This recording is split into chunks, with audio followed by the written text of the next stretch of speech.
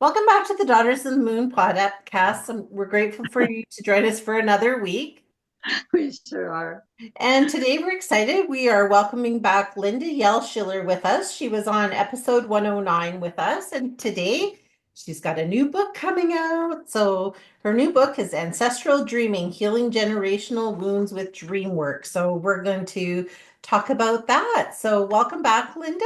And can you tell us a little bit about your new book you have coming out? Sure. Thank you. Thank you for having me back. Nice to be back. And yeah, it's a topic that a lot of people have been thinking about and talking about recently, our connections with their ancestors, and it has shown up more and more, I think, over the last several years as something for us to pay attention to. So we all have an ancestor story, and unless we're Native American, none of us were born here. So our ancestors came from somewhere and they came with their history.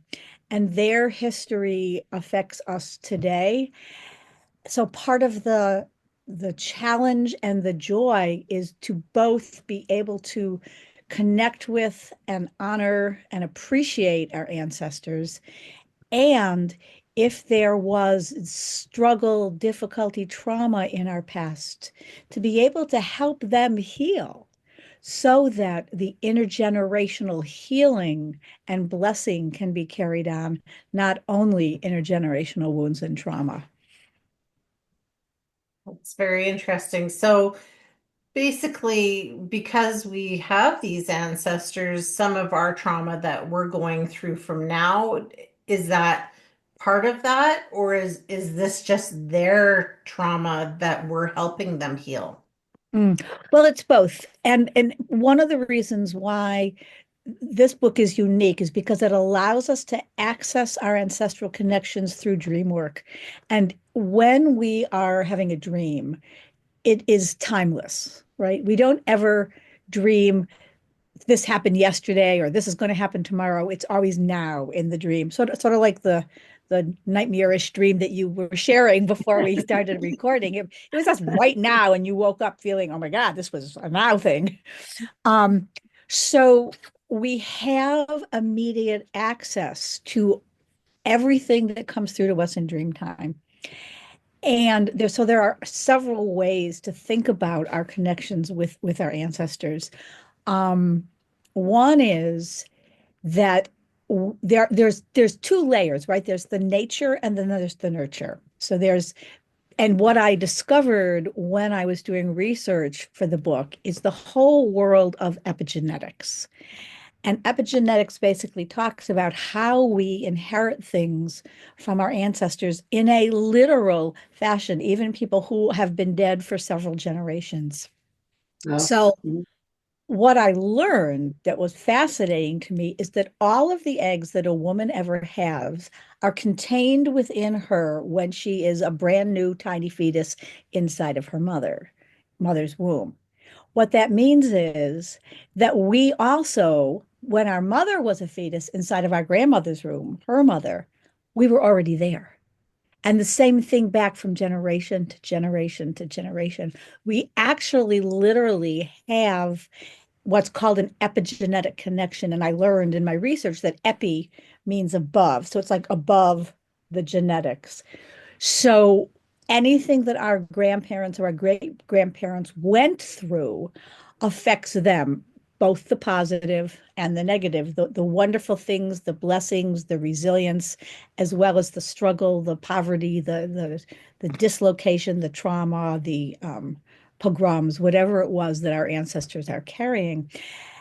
And that gets passed on in a epigenetic form from generation to generation, where the genes actually change as a result of these traumatic experiences.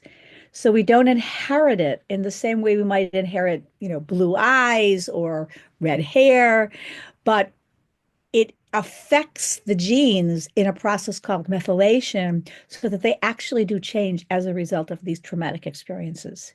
So, literally, at a physiological level, we are still experiencing a version of what our parents, grandparents, great grandparents went through, even though we didn't personally go through it.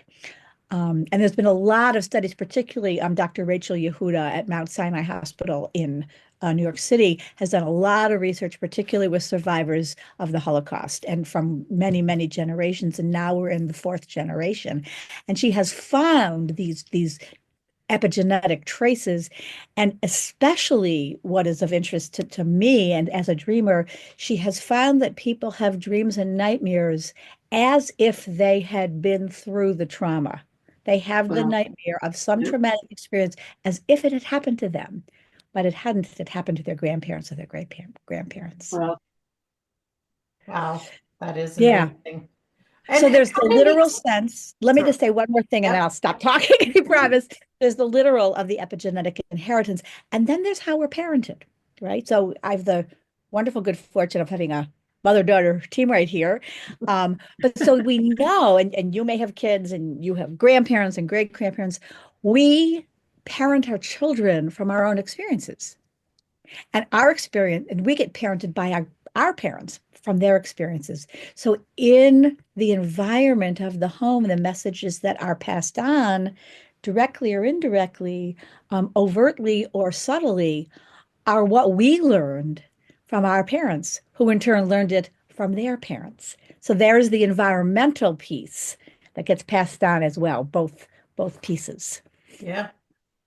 That's interesting, and it makes me wonder, like, since we are, and I have heard that before, that we were in our grandmother's womb, and so it makes me think that when we're dealing with this ancestor and the trauma and bringing it forward, in some ways we did, as that egg, go through those things, maybe just in a vibrational way, but we sort of carried some of that just by them experiencing it and being in their body. So I think that's really interesting how it kind of just goes through the different things and how, that plays a factor. And then, of course, the way that we're nurtured by our parents. Right, right. No, you're absolutely right, Kim, because in the amniotic fluid that we're held in the womb, as well as through the umbilical cord, we are literally connected to the bloodstream of our parents, our mothers, and our grandmothers, and back and back and back. So, in a very literal sense, some aspect of us, both energetically, but also actually physiologically, was there. We were there, wherever there was. Yeah, that's crazy to me. But I Yeah. think it's good. So, do you think that when we dream about this and do this dream work to heal these ancestral traumas, do you think it's our ancestors calling on us to do this on their behalf, or do you think this is something that we come to a point in our lives where we're having some trauma or whatever, and then we do this work on their behalf? Well, good question. It's a very good question. Thank you. And the answer is yes to both. So part of we can be in touch with our departed relatives, with our ancestors, and they can come through and be with us in a variety of different ways. And one of the most common ways that people report feeling a connection with their departed loved ones is through dreams. And what I've done in my book is I've outlined 6 different types of calls or visits that we might get from our ancestors in our dreams. And they're not mutually exclusive, but when we are dreaming of a departed relative, or it's either direct, that person shows up in some ways, and then we have to discern is this a dream or is this a visit? Or it might have come through in the form of a metaphor or a symbol. So we have to do some layers of peeling back the imagery and the symbolism to see, oh, this was, great grandma Sophie who actually was talking to me, even though I didn't recognize her as such in the dream. Um, so the 6 types of calls that I've identified in the book, the first one is simply, I'm still here. I'm not really gone. I'm as William Faulkner says, the dead are not in the past, they're not even dead, right? They're not really past. They're still with us. And when we have a dream, we can tell if it's a dream that is a symbolic, metaphorical dream or having a visit, right? And I don't know if either of you have ever experienced visits from people in your family. Have you? You're nodding, Barb.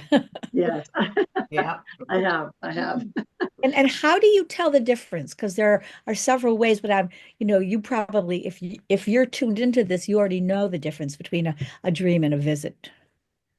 In a dream, that when I dreamt when my grandfather came to me, and when I saw him, he looked exactly the same way as when I woke up and he was sitting beside me. Mhm. So it was really interesting that there, because in the dream I was dreaming it, he was there, and then when I opened my eyes, he was. So I saw him the same way, Yeah, both ways. So it was really interesting. Some other people, when I see them in a dream, come to me younger and things like that, right? Than what they were when they were actually in this world. So yeah, it's interesting. For right. my brother came back to me, he was looked exactly like he did before he passed, only healthier. Right. So one way to tell is that it's identical. You can just feel this is my grandfather. You just Yes, get that sense because they looks and feels exactly the same. That's right. exactly. And were you going to add anything to that, Kim? Oh, Or just yeah, I've just had similar, and when they come, same thing. Like when it's a dream about them, it's yes, different because yes, it's like a storyline. But when they right. are coming to visit, it's like they're literally coming to visit, and you can just sense their presence and that they're just coming to make sure you're okay or let you know they're okay or what have you. So, Yeah, I think the energy is different too, when they're sitting right there with you versus in the dream. So the energy Yeah. is different. Yeah, that's one of the key things to let us know the difference when it's a visit dream, when they come to visit us. There's a felt sense. It's visceral, it's physical. There's like a frisson of knowing in our bodies. And Yes, often those dreams are not only more immediate, as you were both describing, but they're more vivid and sensorily, sight, sound, touch. Smell, it's like they're right there. So that's one of the hallmarks of a visit. So if I go back then to the six types of calls we might get through the dream state or in a waking state for that matter too, because we can have visits while we're awake when we're in that liminal altered state of consciousness. that's true. Um, yeah. So one is just to say hello, we're still here, you're not alone. That's one. The second message is, I have gifts for you or blessings that I want to give you, or even apologies. Sometimes either you have need to apologize to them or they need to apologize to you, just they've to come to make it right. So that would be two. Um, the third message would be you are having some issue or difficulty or trouble in your life, and they are saying, I can help you with that. I got some thoughts, I got some ideas from the other side. I've got a perspective that you might not have. Here, let me give you some assistance here. That would be three. And then the fourth category is starting to get into the category around ancestral pain and trauma, where they died in pain in some way or in hurting, and they never really finished resolving that. So when they passed in a state of trauma or upset or pain. So this is when our ancestors come to tell us they need something from us. And what they need is sort of the reverse of number three. They Mhm. need some help and healing from us. And we can give it to them because, as we mentioned before, it's timeless in dream time, and it's timeless when we are in conversation with someone who's passed over. So we can talk, after about what might we do to help them with the healing. But sometimes that's why they come, right? So that would be category 4. And we can go back to any of these. I'm just kind of getting through the Okay. list right Yeah. now. Category 5 would be those ancestors who died holding a grudge. They wanted revenge for something in their life. They're still mad about it. And they want us to continue that grudge and get revenge for them. If we think about in history, right, the Hatfields and the McCoys, or in literature, the Montagues and the Capulets, these Mhm. kind of grudge matches then get carried beyond the grave. We don't even know why sometimes. So we need to do a different kind of piece of work there, if that's what they've come saying. Um, and then the final category, and again, this is sort of arbitrary. I just sort of created these 6 categories, is they come to tell us, remember, carry on my name, tell your children, name, accept my gifts, let my memory be for a blessing, and tell my stories. They don't want to be forgotten. So Mhm. any one of those arenas might be why we are getting a visit at a certain point in time. That's interesting because I've been just recently dreaming about my uncle, my mom's brother, and Mm, he committed suicide when he passed. And so when you mm, said that about the pain, because he keeps coming back in my dream okay. with his son, who is still alive, but in all my dreams, his son is hurting. Or in the one dream, my uncle was alive, but his son was dead in my dream. Mm, So that makes me think when you say that, it's like he's calling out to me, which I did actually reach out to my cousin and be like, hey, you've been in my dreams, just checking everything's okay in your world, right? But good for that's you. what it's making me think is that's what he's trying to say is, you need to reach out to my family or you need to be maybe helping him. Is there something I can do or anyone else if they're having that, someone coming in through with the trauma to be able to help them with Absolutely. And good for you, A, for paying attention, and B, for reaching out to your cousin, because that might be one of the main messages. I say one of the main messages, but we know that when we have repetitive dreams, that's an SOS from our unconscious right there. There's something our deeper selves wants us to know consciously that we don't quite know yet consciously.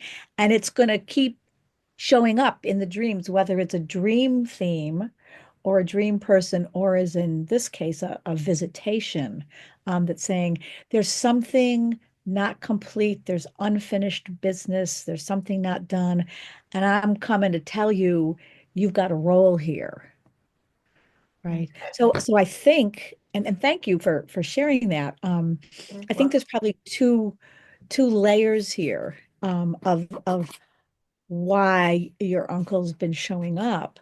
One is the level that you've already been addressing, which is check in with my son, because I can imagine, of course, his son would be in pain if your parent suicided. They must have been in a great deal of pain, and then to have a parent who did that, and or a sister or brother, it's so hard. So there's healing that needs to happen around that. There's understanding. There's a way of coming to terms. Like when we lose someone that we love, it's always a loss. It's never not a loss. But there's a way we can carry it more gently and with less pain, perhaps, than if it was a hard loss. And I think suicide is one of the hardest. mhm. Mhm. Um, I have another thing to say, but let me stop for a minute and just check in with you before I say the other thing.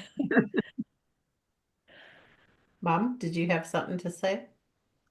No, I can understand why Kimmy has a dream myself too, because when my brother passed, he said to me in particular, please don't let the family just fade away. Stay in touch with them. And so that's probably why he's coming back with Kimmy. That's very powerful. So even though for whatever reason he was not able to imagine continuing living with the pain that he had, whatever it was. He cared so much about the family. He wanted to ensure that it didn't cause a rupture in the Right. family. Yeah. It's very moving.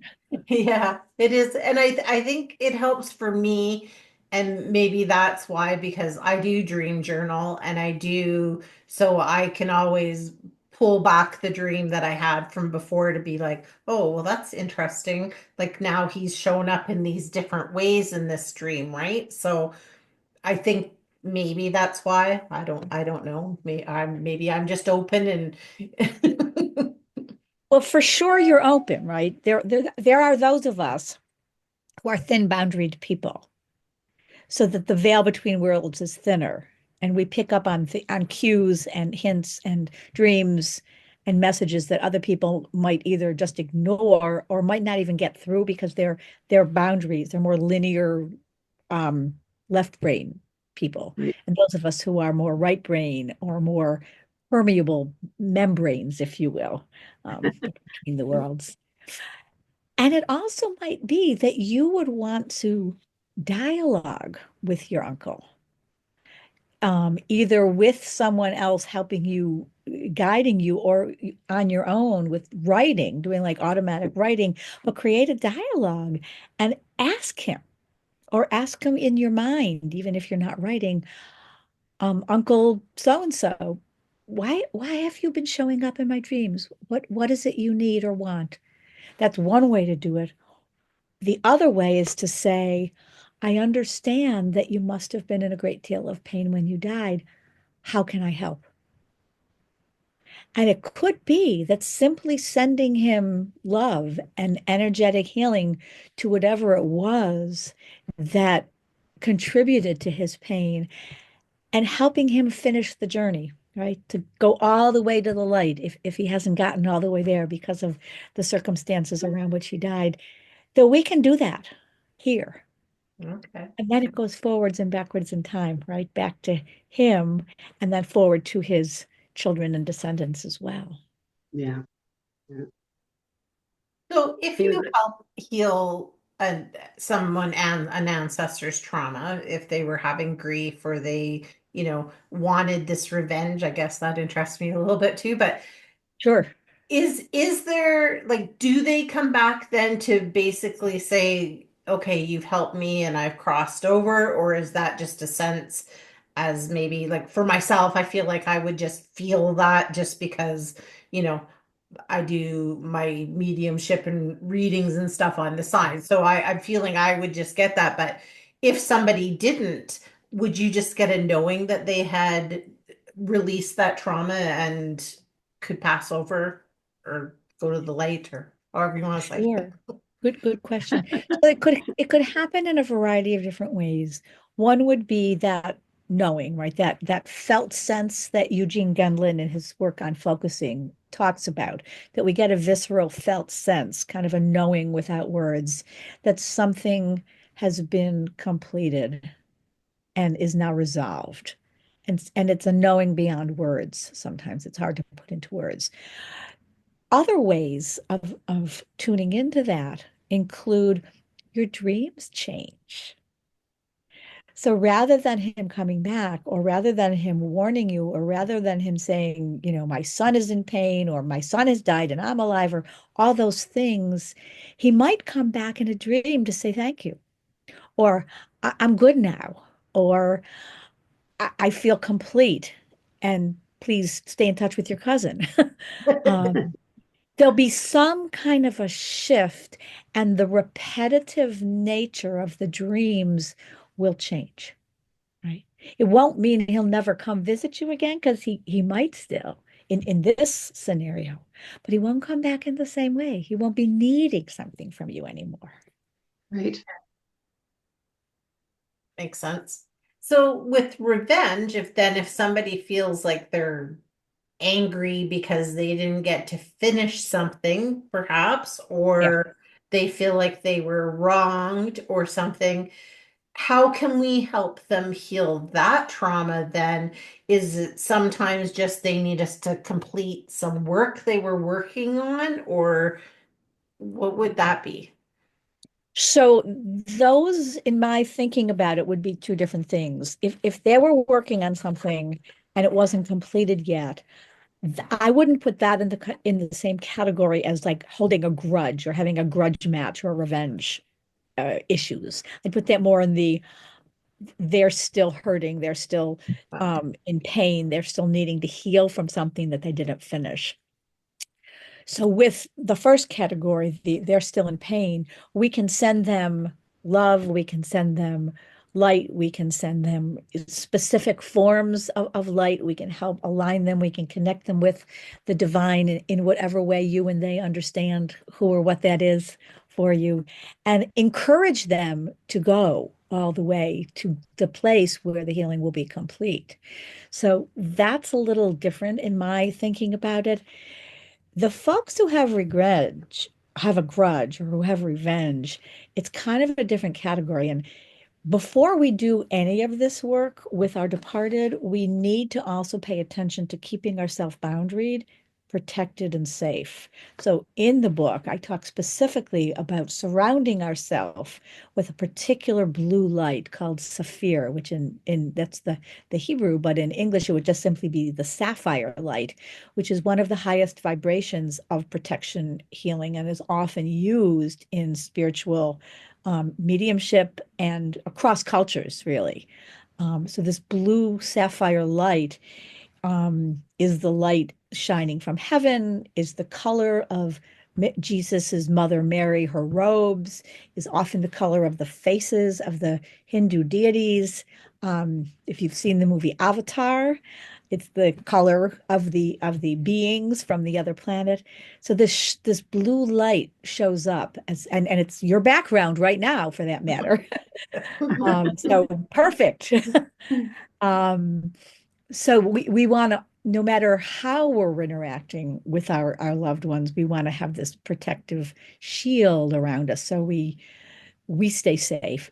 And when we're working with a relative who is coming through with a grudge or revenge, we want to have extra protection and extra boundaries because this is not our stuff and this is not our work to do. It's theirs. We may or may not have any idea what they're still mad about. And once you've really boundaried and protected, and in the book, I outline how to do that in addition to the blue light. There's a whole protocol called the boundary balance that we can talk about if you want. But once you're protected, because you don't want to catch their icky energy, right? This angry grudge revenge stuff. You can talk with them about why they have this grudge or what they're seeking revenge for or what the conflict was. They may or may not tell you, and they may or may not know. But the bottom line is it doesn't matter. What matters is it's not your stuff. So with these folks, we don't want to get into it with them. We want to stay clean and protected. And we want to tell, they have two choices. They can voluntarily go all the way over to the light, or we can send them. But there are no other choices because we Yeah. don't want to be perpetuating this. We don't want to be passing it on to our children. We want like the buck to stop here, right? With Mhm. revenge and grudge matches and anger and hatred. Mhm. So there are a variety of different things we can do to sort of send them over or allow them to choose to go if they are able to make that choice.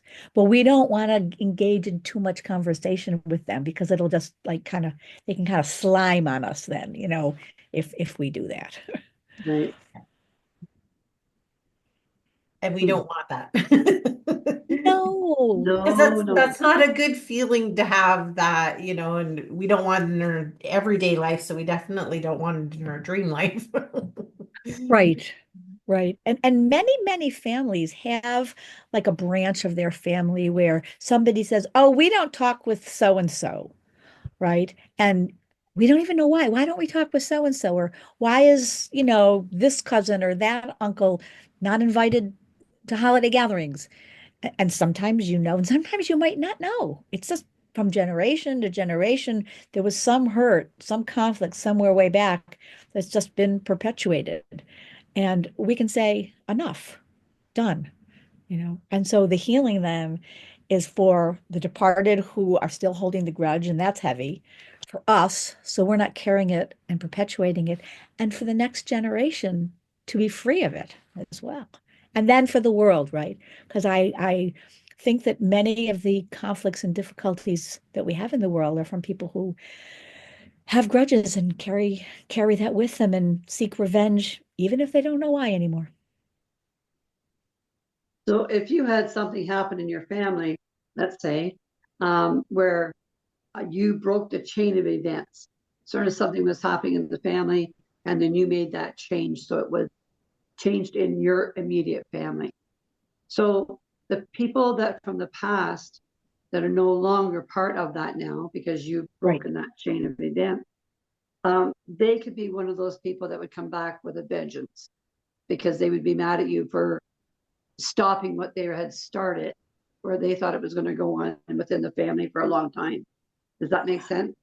It does. That's a very interesting perspective. Yeah, go ahead, Barb. Okay, because I'm wondering that because I watch sometimes how people that have not changed the way that they're traveling in life compared to how we change, sort of thing, how they are, can I say, victimized still or in their own little right, but they don't realize that they are. Is Yeah, that make sense too? sure. Where they have things that needle them today where we don't have the same kind of thing bothering us. So could that be their past coming back and saying, they're coming back and saying to them, we want you to carry it on because they're not. Sure. We know that hurt people, Right. right? And when someone has died unfulfilled in their desire for fill in the blank, getting back at someone or connecting with someone in whatever form it takes, in the same way that we carry those eggs, right? That, we talked about the epigenetic part. Right. Once they've passed over, we're still connected with them. So they can still pass on to us, whether it's through our dreams or in our thoughts or in the way we were parented or grandparented, whatever their issues are. We might not know what they are. We might have done real healing in our life, but they're not happy because if we've only done our healing and they're still in conflict, they're not resting easy yet. That's my Right. thought anyway on Yeah. it. Yeah. Okay. Yeah. That makes a lot of sense too, because I am what my question too to you is this. So if we've changed it in this lifetime, okay, so our ancestors that we're our immediate ancestors that we changed it with, would they be able to bypass that kind of energies from the past now? Because that's no longer part of, we've cut those cords sort of thing of the past of Mm. that. So could they be, say that they're forgiven, they won't go there in the future? Are you talking about relatives that are still alive or relatives who've Yeah, already passed? relatives that are alive. Well, there's two ways I can answer that. One is Okay. if you've talked with them about it, Right. the higher likelihood that they won't have to carry it anymore either. Okay. Because silence is deadly. And it's when things are not spoken about that they get passed on from generation to generation, Right. better or Right. for worse. Mhm. Okay. But if you said to your child or to your cousin or to your mother or whoever, listen, so and so's been visiting in my dreams, and I know that there was bad blood there, and I've really done a piece of healing work with them, and they have really said that they are going to move on, and there's apologies or there's forgiveness, and you share whatever work you've done with the people who are alive, they can get the benefit, I believe, of the healing work that you've Good. done as well. Good. Yeah. That was So what you're I wanted to changing do. the energetic system then. Exactly. That's what, Yeah. yeah. Yeah. Beautiful. Yeah, it is. So my question then is now, is if we know, then we can connect to our loved ones in the past. And I mean, I sometimes do that when, Mhm. you're sort of in that, like you said, that liminal state. It's like, okay, if anybody's got messages, bring them on through, right? But please let me a little bit sleep too. So, how then, being that we take these ancestral traumas, how can we then prepare ourselves to be good stewards so then when we pass on, that maybe we are not leaving this ancestral trauma for our loved ones? Nice one. That's the main point, right? After we heal ourselves, can we, because if we can pass on trauma responses, we can pass on healing, and we can Good. pass on resilience, and we can pass on blessing. And we can do that directly and indirectly. Directly is that we're going to parent our children, or we're going to show up for our students, or as we're teaching or ministering, we're going to show up from a clean place ourselves, and the messages we're going to be giving them are going to be different than the ones we got. So there's the sort of direct line. Um, and then how we talk about the departed and how we remember them and what we do is going to create the container, right? Or the environment in which the healing, the resilience, and the blessing gets carried rather than the trauma. So this is when we get into how do we commemorate and honor and remember those who have departed, and every culture has different ways of revering their ancestors. And how do we do it consciously and with awareness and tell our children, right? Whatever we tell our children is what they hear. So if we're giving them a different message, then they're going to get a different message. Yes. Yeah, I believe that's true because just even this week, last weekend, when I was talking to my youngest son, he Mm, said, "Oh, I don't know very much about that relative." So that was very right. interesting to me, which just made me think, "Oh, okay, well, we obviously haven't, celebrated him enough for the person that he was when he was here on this on our side, right?" So that was, I love what you said there because I think that's a good reminder that we are the ones that will carry that on, right? Otherwise, they're just looking through a bunch of photos and going, I wonder who that person is. That's True. such a good point because who we are is not just who we are in this moment and in our bodies, but all the way back to our parents and our grandparents and and through the generations, right? Way all the way back from biblical times. I originally wanted the title of my book to be Bring Home My Bones. No. And the reference is when Joseph, the Joseph with the 12 brothers, and his father was Jacob, his brothers were all jealous of Joseph because he was such a great dreamer. And, the story where, they eventually, after he had too many dreams where they thought he's this uppity kid, they threw him into a pit. He gets picked up by slave traders and taken to Egypt. And then things happen. I won't go through the whole biblical story, but at some point, he becomes Pharaoh's right-hand man, right? Because of his skill with interpreting dreams. Fast forward a couple of years, and Canaan is in a famine. His brothers come to seek help from Egypt because of the famine back in Canaan. They don't know that the person sitting there greeting them is their brother, but Joseph knows that these are his brothers. So there's the whole story about what happens, and eventually they bring their father and all the tribes to Egypt, and they survive the famine. But what Jacob says, because Egypt isn't his homeland, he says, "When I die, bring home my bones, bring them back to my home." And Joseph says the same thing. So our bones and where they end up are really important, right? Literally as well as metaphorically. And the show that Louis Gates Jr. has called what's it called? Uh I'm blanking on where he has famous movie stars come on and they find they go through their family tree. Oh, I think I've seen it in passing, but Oh my I'm goodness, I'm blanking on the name. not. Ah, but it's a wonderful, wonderful show. I think it's on PBS, and he brings all sorts of famous people on, and they go through their family tree.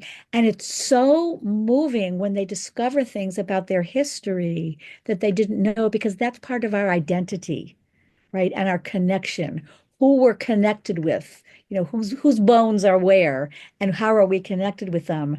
Right. So if we open an old album and we see a picture and we say, oh, I don't know who that is, that's very different than opening an album and say, oh, that was my great grandpa Mark who came over from Ireland, and they came because of this at this time, and I'm connected with him. Mhm. Yes, absolutely. So do you think that there's a way, like when we're dreaming and we're dealing with our ancestors, is there like lost messages that they can bring us of something maybe we would have to fact find, you know, in real life to make sure that it's true.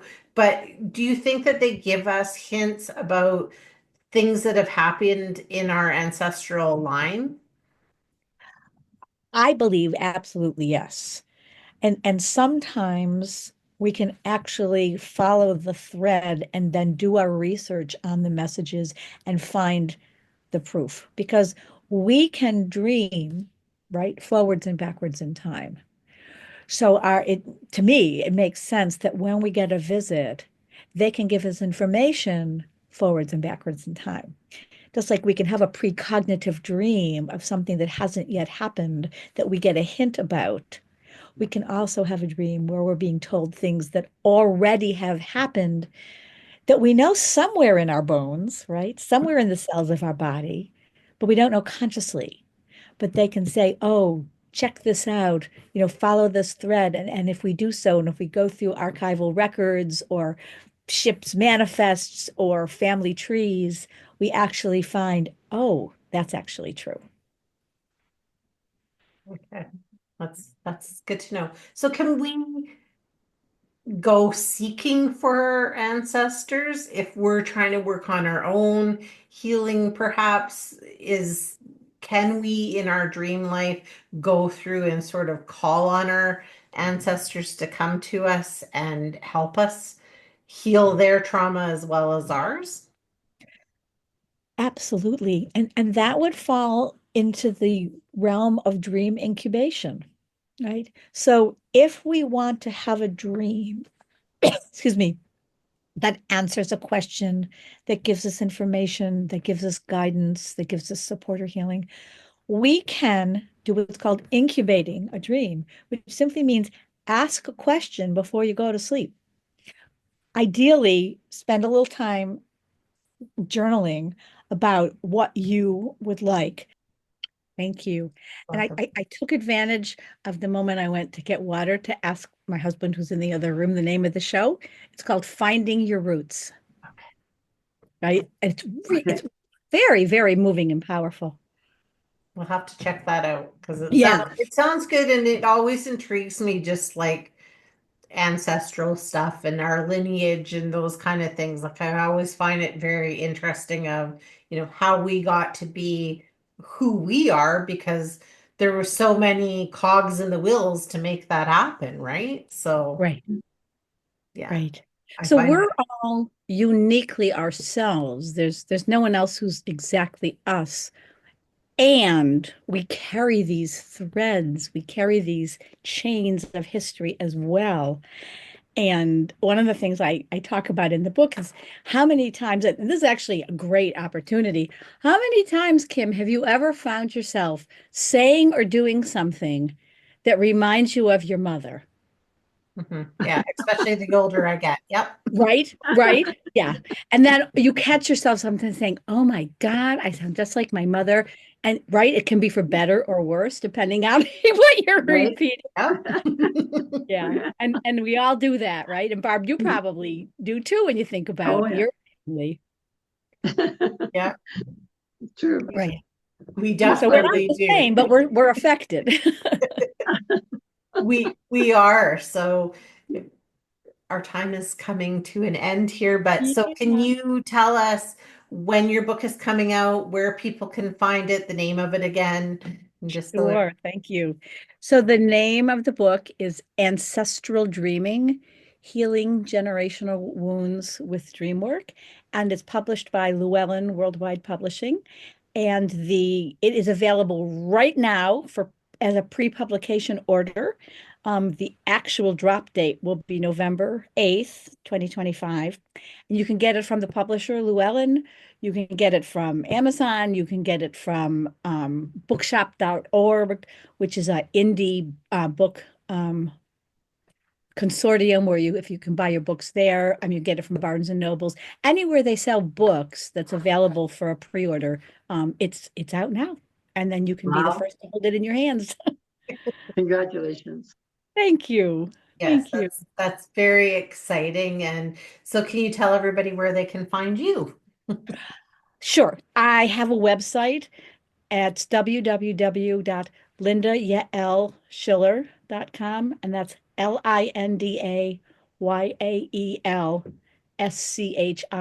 LindaYaelSchiller. So all my stuff is there on the website, my appearances, my books, my philosophy of work, my dream work, my bio. Um, I also write on Substack, and you can find me there on Substack for newsletters. I just switched from MailChimp because it was too complicated. I could never get a new one up without getting help. So with Substack, I can do it on my own. So you can look for me there. And yeah, and if you go on my website and you want to hear additional interviews and other podcasts I've done in addition to this wonderful program, you'll see a list of the other ones I've been on with the other books as well. Thank you for Wonderful. that. Well, we definitely appreciate you being on with us, and we hope that you'll come back on again as you continue writing and as you continue your journey in dream work, because it fascinates both of us. So we always learn so much from you. So we appreciate that. And You Thank you. inspire us, that's for sure. yeah. Thank you so much. And thank you for the unique work that you're doing. Here's a testament of a beautiful mother-daughter relationship right here on this podcast. Well, Thank you thank you so so much. much. And if you Yeah. had a final word for everybody, what piece of advice or thought would you like to leave with everyone? Um, it's a good question. Let me take a minute and think. Uh, be clear what's yours to carry forward and what's not yours to not carry forward. Bring forward the gifts and the blessings and leave behind and separate from the old pain and hurts. No need to continue those. Beautiful. Very nice. That's I a think, good one. It okay. is. So thank you so much again for sharing space with Mom and I. We really do appreciate it. And You yeah, do. we do hope you'll come back. And Thank you. everyone else, we will see you on the next one. You bet.